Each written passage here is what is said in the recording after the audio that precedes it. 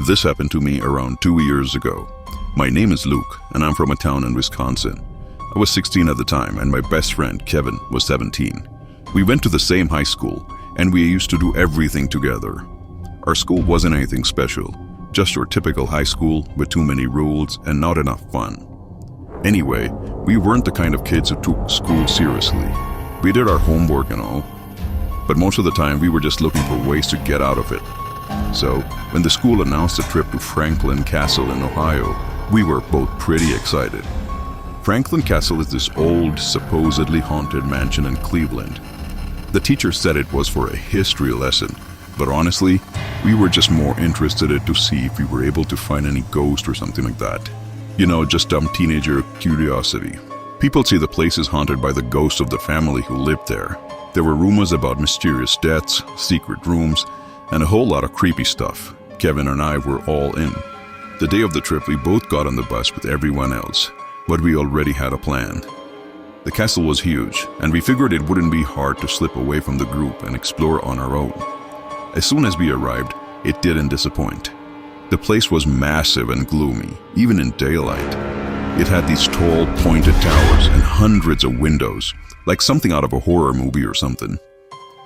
Inside, it was even creepier. Dusty old furniture, dark wood walls, and weird creaking sounds coming from above us.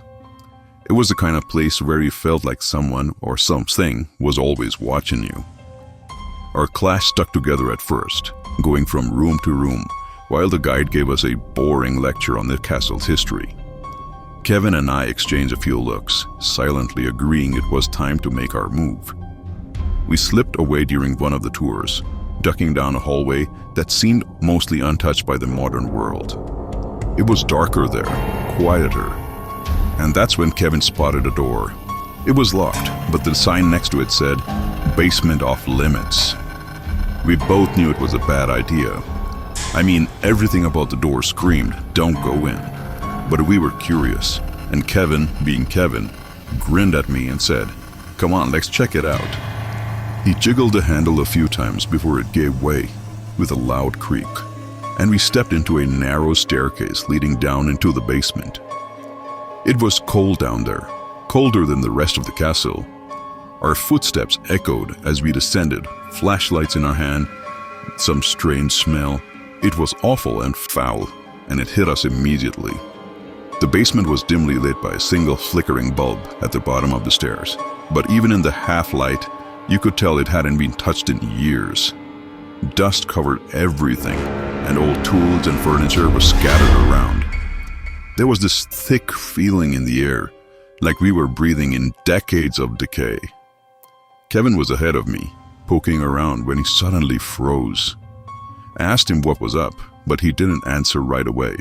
He just stood there, staring at something in the corner of the room. I couldn't see what he was looking at, so I walked over at him, shining my flashlight in the same direction. And that's when I saw it as well. At first, it just looked like a pile of rags, just dark, crumpled rags sitting there on the ground. But then, it moved slowly. The rags shifted, and underneath them was something alive. A figure crouched in the shadows. Its body was wrong, too thin, with limbs that seemed too long for a person. Its skin was dark and leathery, stretched over its bones that were way too sharp. And its face, you couldn't even call it a face. It was twisted, almost human, but not exactly. Its eyes were glowing, red and small, and they locked onto us the moment we shone the light on it. For a second, neither of us moved. I think we were both trying to convince ourselves we weren't seeing what we were seeing.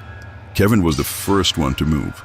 He grabbed my arm, and without saying a word, we bolted up the stairs, not even bothering to look back. The air around us felt heavy, like something was chasing us. But I didn't dare turn around to see if it was following us. I just ran faster than I've ever ran before. We burst back into the hallway, breathless and pale, and joined the group like nothing happened.